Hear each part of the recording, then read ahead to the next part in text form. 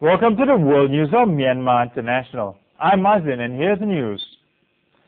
It looks like there is no pleasing the United States.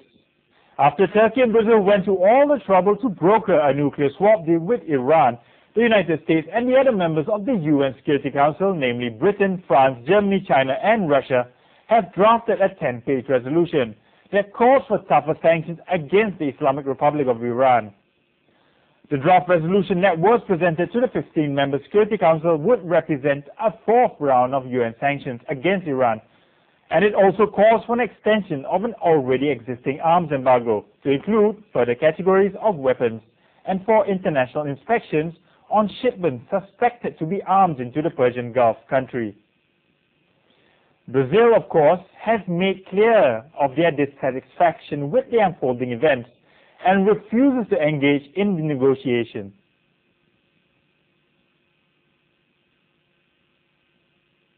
Circulating this draft resolution does not mean the door for diplomacy is closed.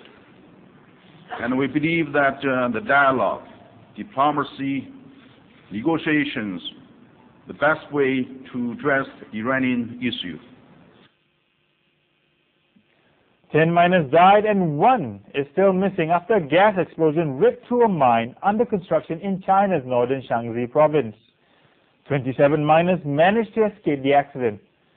Majority of mining accidents in China occur in small operations, and a campaign in recent years to close thousands of such pits has helped cut the annual death toll.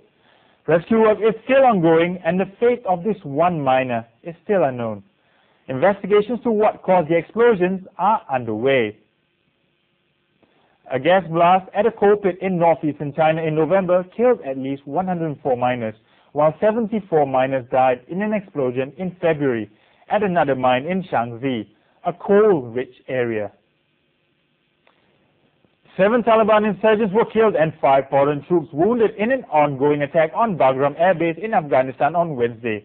The base lies about 1 hour's drive north of Kabul and is one of the biggest military bases in Afghanistan, holding mainly U.S. troops.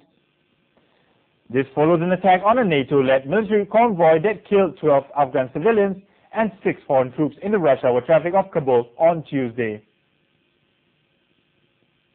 The gunfire started at 4 o'clock this morning. The road is blocked and the police are all around.